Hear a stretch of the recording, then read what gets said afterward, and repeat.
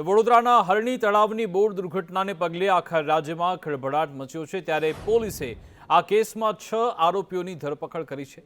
ઝડપાયેલા આરોપીઓની તપાસમાં મોટા ખુલાસા થયા છે, જેમાં કોટિયા પ્રોજેક્ટના માલિક પરેશ શાહ અને ડોલ્ફિન કંપનીના માલિક નિલેશ જૈન સામે પણ હવે ફરિયાદ નોંધાઈ ચૂકી છે। અહીંયા ચોંકાવનારી વાત એ છે કે બોટના ઓપરેટરને બોટ ચલાવતા તથા સ્વિમિંગ કરતા પણ નહોતું આવડતું। એ સૌ કોઈ જાણતા હતા, છતાં પણ આ બાબતે બેદરકારી દાખવી પોલીસને આ કેસમાં 20 આરોપી સામે ફરિયાદ મળી છે। કોર્ટે હાલ ઝડપાયેલા 6 આરોપીના 5 દિવસના રિમાન્ડ મંજૂર કર્યા છે, જ્યારે કે બાકીના 13 આરોપીને પકડવા પણ ચક્રો ગતિમાન કર્યા છે। આ તમામ આરોપીઓ સામે લુકઆઉટ નોટિસ જાહેર કરવામાં આવી છે।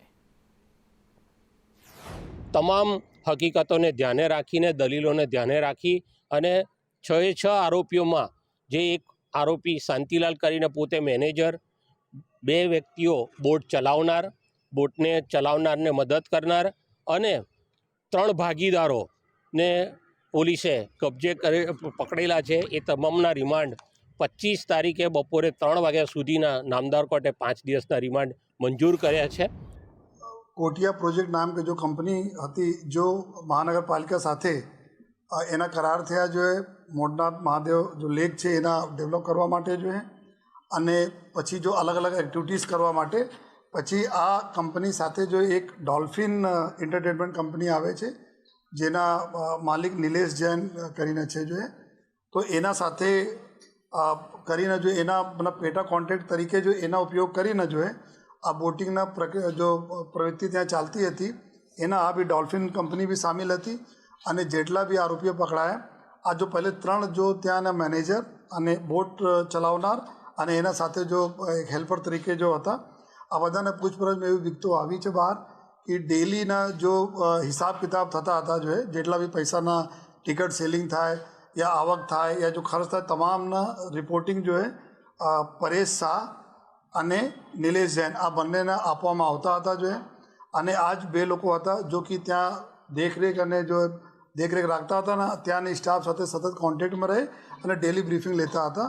તો એના પછી એના મોબાઈલમાં બી ઘણા બધા પુરાવા આ બાબતમાં મળેલા છે। સાથે કહ્યું કે ભવિષ્યમાં આવી ઘટના ન બને તે માટે 3 સ્તરીય તપાસ થઈ રહી છે। સહાય અંગે કલેક્ટરે જણાવ્યું કે ડિટેલ પીએમઓમાં મોકલી દેવાઈ છે, ટૂંક સમયમાં સહાય ખાતામાં જમા કરી દેવાશે। વડોદરા મ્યુનિસિપલ કોર્પોરેશન પાસેથી જરૂરી તમામ કાગળો મેળવી લેવામાં આવ્યા છે। અત્યારે એનો અભ્યાસ થઈ રહ્યો છે। પોલીસ કમિશનર શ્રી પાસેથી એફઆઈઆર અને એના આનુષંગિક અન્ય કાગળો પણ મેળવવામાં આવ્યા છે અને એનો સ્ટડી કરી અને આગળથી તજવીજ કરવામાં આવશે।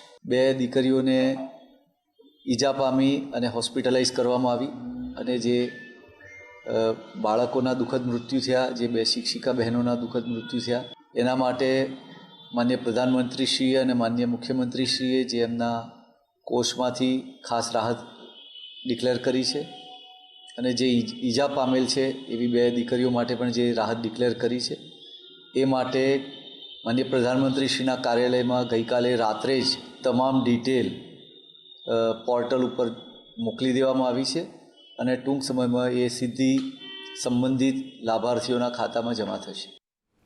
વડોદરામાં 12 માસૂમ ભૂલકાઓ સહિત 2 શિક્ષકો એટલે કે 14 લોકોનો ભોગ લેવાયો છે। ત્યારબાદ પણ ખેડા જિલ્લાનું તંત્ર જાણે કે ઘોર નિંદ્રામાં હોય તેવા દ્રશ્યો સામે આવ્યા।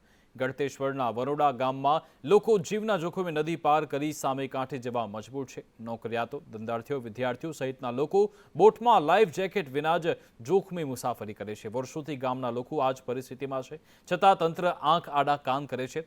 જો તેઓ રોડ માર્ગે જાય તો 45 થી 50 કિલોમીટર લાંબુ અંતર કાપવું પડે અને તેના માટે કલાકથી 1.5 કલાક જેટલો સમય પણ બગડે અને પૈસા પણ વધુ ખર્ચાય છે।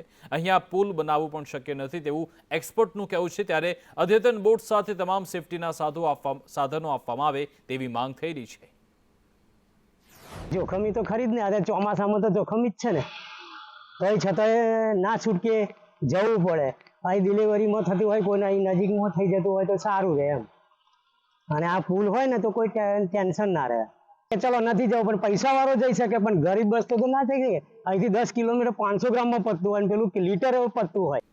સાવરકુંડલામાં અમરેલીમાં આશ્રમમાં સાધ્વી સાથે દુષ્કર્મનો પ્રયત્ન થયો છે। અમર ભારતી આશ્રમમાં સાધ્વી સાથે દુષ્કર્મનો પ્રયાસ થયો। ઘટનાને લઈ પોલીસની ટીમ હાલ આશ્રમ પહોંચી ગઈ છે। અલગ અલગ 6 ટીમ બનાવી આરોપીની શોધખોળ કરવામાં આવી રહી છે। આશ્રમના જે સીસીટીવી છે તેના આધારે તપાસ શરૂ થઈ છે। સાથે સાધ્વીને મેડિકલ ચેકઅપ અર્થે હોસ્પિટલ પણ લઈ જવાયા છે।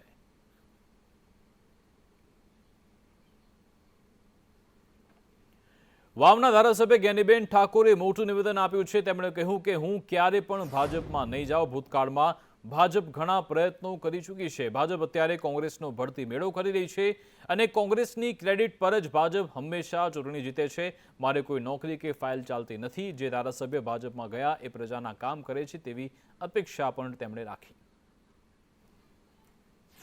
આજ સુધી જેટલી વખત તક આપી એ કામ કરવામાં જ્યાં પણ મને જનતાના આશીર્વાદ ને પક્ષના મોવડી મંડળના આશીર્વાદ કે જે મને ગરીબ સમાજમાંથી આવું 7, 12, 17 ને 22 ચાર વખત વિધાનસભાની ટિકિટ આપી અને પાર્ટીનો જે કાંઈ આદેશ હશે આદેશથી કામ કરવા માટે બંધાયેલી છું। બાકી 2027 સુધીની જે ટર્મ મારી પૂરી ન થાય ત્યાં સુધી મારા જે કાંઈ હકદાર છે એ વાવ વિધાનસભાના મતદારો છે, 18 આલમ છે અને કોંગ્રેસ પાર્ટી છે, ત્યાં સુધી હું બંધાઈ। સમાચારમાં આગળ વાત કરીએ તો ભરૂચ લોકસભા બેઠક પર નવા સમીકરણના એંધાણ છે। કારણ કે કોંગ્રેસ નેતા મુમતાજ પટેલે છોટુ વસાવા સાથે મુલાકાત કરી છે। ભરૂચ બેઠકને નહીં રાજકારણ થઈ રહ્યું છે તેવામાં બીટીપીએ સમર્થન આપ્યાનો મુમતાજ પટેલે દાવો કર્યો છે। મુમતાજ પટેલ ભરૂચ બેઠકથી લોકસભા ચૂંટણી લડે તેવી તૈયારી હાલ થઈ રહી છે।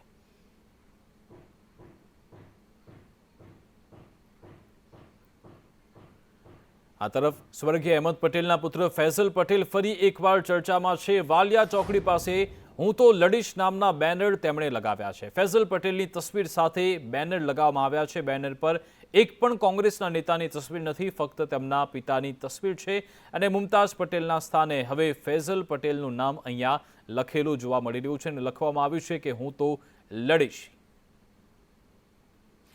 મને તો આશ્ચર્ય થાય છે કે આ બેનરની અંદર નથી નેતાનો, નથી ઇન્ડિયન કોંગ્રેસના કોઈ આગેવાનનો ફોટો નથી, સોનિયા ગાંધીનો, રાહુલ ગાંધીનો ફોટો નથી, ફક્ત અહેમદભાઈનો ફોટો છે, ફૈજલભાઈનો ફોટો છે। હવે પહેલા એવું કહેવાતું કે મુમતાજબેન લડવાના છે, અહેમદભાઈની દીકરી લડવાના છે આ સીટ, અને અત્યારે એવું લાગે છે કે આમ આદમી પાર્ટી વાળાએ તો જાહેરમાં કહી દીધું કે ચેતરભાઈ લડવાના છે। તો ઇન્ડિયન ગઠબંધનમાં પ્રોબ્લેમ છે કે અહેમદભાઈના કુટુંબમાં પ્રોબ્લેમ છે, અંદરની લડાઈ છે, કોંગ્રેસની અંદરની લડાઈ છે કે કંઈ ખબર પડતી નથી આ શું કહેવા માંગે છે આ લોકો। આણંદમાં એક જર્જરિત પાણીની ટાંકી ઉતારી લેવાઈ અને આ પાણીની ટાંકી જ્યારે ધરાશાયી થઈ તેનો એક વિડીયો વાયરલ થઈ રહ્યો છે। 5 લાખ લીટરની જર્જરિત પાણીની ટાંકી ઉતારી લેવાઈ હતી। ભારે જહેમત બાદ આ ટાંકી ઉતારવામાં આવી હતી। પાણીની ટાંકી ધરાશાયી થતાં લોકોના ટોળે અહીંયા ઉમટી પડ્યા હતા। 40 વર્ષ જૂની આ જર્જરિત પાણીની ટાંકી કે જે લોકોની સુરક્ષાને ધ્યાનમાં રાખી હવે ઉતારી લેવાઈ છે।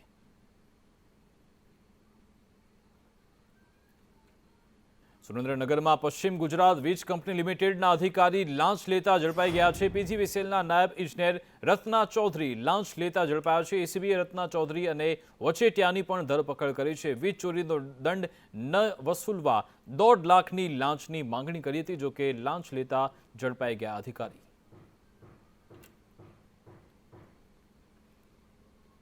રાજકોટમાં અદિત કોઓપરેટિવ ક્રેડિટ સોસાયટી સામે ફરિયાદ દાખલ થઈ છે। આ સોસાયટીના 14 લોકો વિરુદ્ધ ફરિયાદ દાખલ થઈ 12 કરોડની છેતરપિંડી મામલે ફરિયાદ દાખલ થઈ છે। આરોપીએ પોતાના સગાના ખાતામાં રકમ જમા કરાવી હતી, બનાવટી દસ્તાવેજ બનાવી આર્થિક કૌભાંડ આચરવામાં આવ્યું હતું। રાજકોટ જિલ્લા બેંકના મેનેજરે જ આ ફરિયાદ નોંધાવી છે।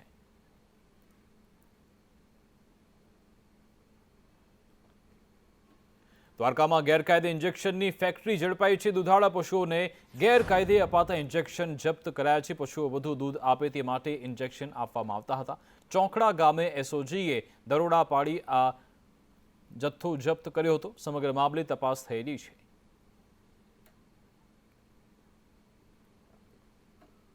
અમદાવાદમાં ભગવાન રામના પોસ્ટર ઉતારવામાં આવતા ભારે હોબાળો મચ્યો હતો। ખોખરા સર્કલ પાસે કોર્પોરેશને જ પોસ્ટર ઉતારતા ભારે હોબાળો મચ્યો। સ્થાનિક લોકોએ હોબાળો કરતા ફરીથી પોસ્ટર લગાવવામાં આવ્યા હતા અને લોકોએ જય શ્રી રામના નારા પણ લગાવ્યા હતા।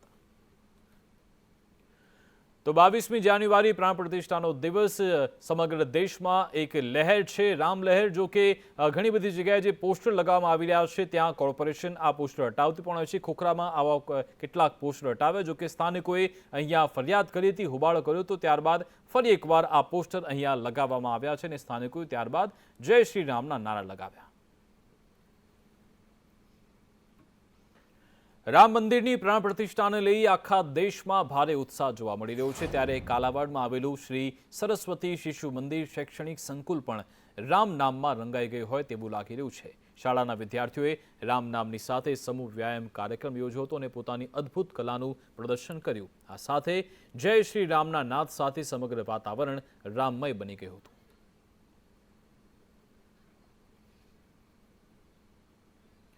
22 જાન્યુઆરીએ પ્રાણ પ્રતિષ્ઠા મહોત્સવની ઉજવણી માટે સરકારી શાળાઓમાં રજાઓ જાહેર થઈ ચૂકી છે। સરકારી શાળામાં અડધા દિવસની રજા જાહેર થઈ છે। બપોરે 2:30 વાગ્યા સુધી શાળાઓમાં રજા રહેશે તેવો એક પરિપત્ર જાહેર કરાયો છે। પ્રાણ પ્રતિષ્ઠાની ઉજવણી થઈ શકે તે માટે જ આ નિર્ણય કરાયો છે। તમામ જિલ્લા શિક્ષણ અધિકારીને આ અંગે પત્ર લખવામાં આવ્યો છે।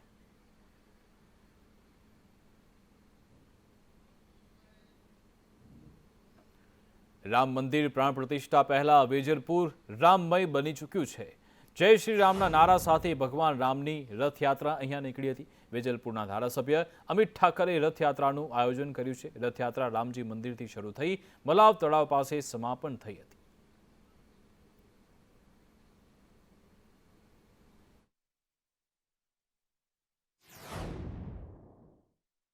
સમગ્ર ભારતના લોકો, સમગ્ર ભારત એ રામમય બન્યું છે અને એ રામમય બનેલા ભારતમાં એની જેમ જ એ વેજલપુરનો વિસ્તાર એ પણ આખો રામમય છે। એક ખુશી છે એ અપરંપાર છે।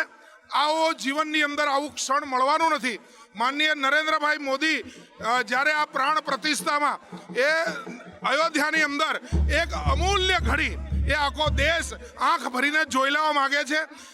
એક જેમ રામ એ રાવણને હરાવીને યુદ્ધમાં એ જ્યારે અયોધ્યામાં પરત આવતા હોય એવો માહોલ, એક એવો અદ્ભુત માહોલ હશે, એવો માહોલ આજે ભારતમાં બન્યો છે।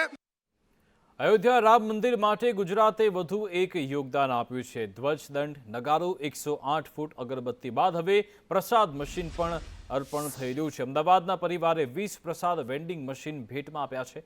નમસ્તેજી પ્રસાદ વેન્ડિંગ મશીન નામ આપવામાં આવ્યું છે। સેન્સરના માધ્યમથી ઓટોમેટિક આ પ્રસાદ મશીન ચાલશે।